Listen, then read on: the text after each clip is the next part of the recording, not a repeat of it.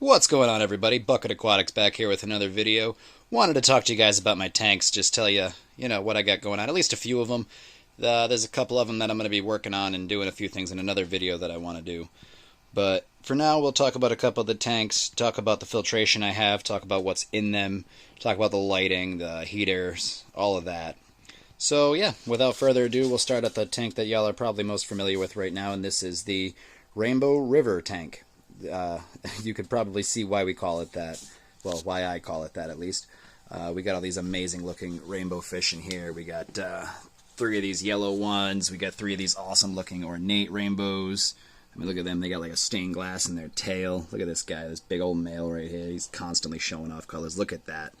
Just looks awesome. Let's see. We got, look at this awesome looking Madagascar rainbow. I just got him on Black Friday.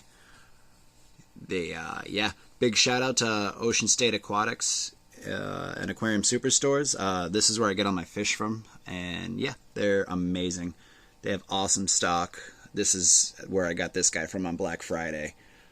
So yeah, if you're in the New England area, I would definitely check them out. They've got a few locations now, one in Massachusetts, one in Rhode Island, and one in Seekonk. I mean, not Seekonk, sorry, one in Groton, Connecticut. So if you're in the area, definitely check them out. They're awesome. But yeah, we got that guy. We got 3 of these reds here. We got a couple of Boesemans in here. If I can find them, they sometimes they swim around. We got one here. I think this one might be a female, or it might just be a male. That doesn't show too much color. We got this is definitely a male. This guy's constantly showing off colors. Look at the yo-yo loaches around here. They're like little hot dogs, just kind of swimming around, derping around the tank. Love watching them. They're very funny. You might find them laying on their side from time to time. That's just them resting. I don't worry. I've had a few moments of myself where I've caught them laying on their side, and it kind of scared me a little bit. But yeah, you just give the glass a little tap, they get up. But I wouldn't do it too often. Just let them rest. They'll get up, swim around the tank, do what they want, get some food. Yeah. We got this awesome Crobia that we covered in the other video. Leave a comment in the comment section if you could. I need a name for this guy, because this is definitely my mascot for the page. He's just he got a little aggravated with the loaches there, but he's never caused any damage to anybody. He's doing great. Yeah, leave me a comment with a name for this guy, because he's just awesome looking. Look at the scales on him. What else do we got in here? We got the electric blue Acara up here. He's looking great. We got the angelfish. He's looking awesome. Let's see if we can come back here. We might be able to see... Yeah, you can kind of see him there. We got this big old, like, 5.5, 6-inch bristlenose pleco. He's in here just hanging out. That's his little cove. Kind of dug out his own little space. Nobody really bothers him back there. He loves it. Let's see. We got some for plants. We got jungle val. We got Italian val. Got all these cryptocorans. Those are growing in nice. They're starting to really convert over to my tank. My tank's parameters. Let's see. We got this beautiful, well, at least 2 of these beautiful Nymphea lotuses. They're looking awesome. They're starting to really grow in and take off. Everybody's all coming to the front because they think I'm going to feed them. Let's see, what else do we got? We got this awesome onion plant here. That's starting to take off. That's an African onion plant. Yeah, it seems like it's a pretty easy plant. I just threw it in here and it's just taken off. It's got a bunch of new growth on it already. So I would recommend that for anybody who's trying to get into plants. Cryptocorans are very easy. Definitely try those out. Let's see. The stones in here are Sierra stone. I've been collecting them over a few years. So, yeah, it takes a while to get even this much if you're trying to budget it. Obviously, if you got the money, you could probably get this pretty easy. But if you're somebody who's trying to do this on a budget, collect things over time, and you'll eventually have a nice collection of hardscapes and plants and stuff that you can just move around from tank to tank. It makes things a lot easier than just having to constantly go out and buy something new, or just buying everything all at once and just breaking the bank. You don't want to really do that. So yeah, over time is definitely the best way to do it if you're on a budget. We got a bunch of floating plants up here. This is all water lettuce.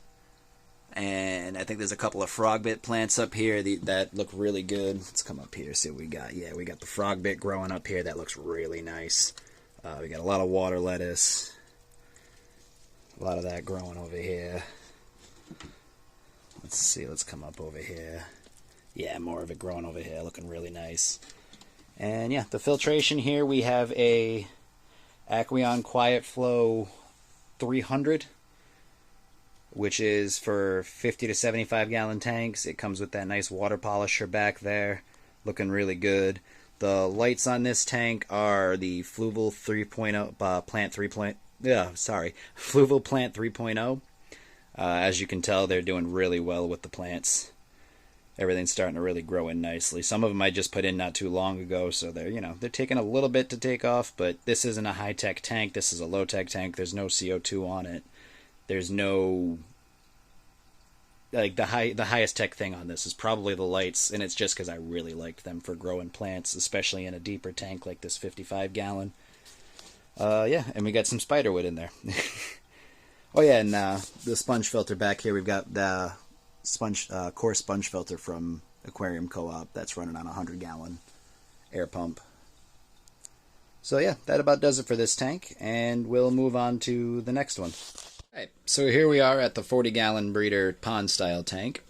The stock in this tank is some black ruby barbs that are kind of on the older side, so they've kind of been dwindling off slowly. There hasn't been a mass die-off. They've been around maybe like 5 years now. 5-6 years. Yeah, and I've been losing them kind of slowly. But, some of these are doing alright. They're not really doing too bad. I got this awesome Pearl Gourami back here. He might be moving into a different tank eventually. I might be having to move some of these plants too eventually and change this tank around down the line. Because I'm pretty sure... Let's see, where is he? Yeah, Mr. Convict here.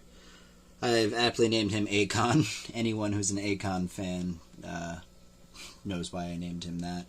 I'm not necessarily a fan of Akon's music much, but I just thought it was funny.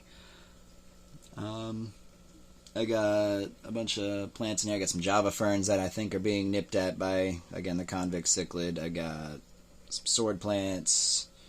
A few of those. I got a rosette sword back there. I can't really remember which one that was. I got a bunch of crypts in here. I got some... The moss is doing really well. I can't believe that. That's some spiky moss. That's doing really well growing in.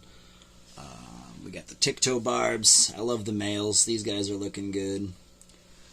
They'll be moved into another tank at some point. That, or I might keep the tick-toe barbs. I might keep...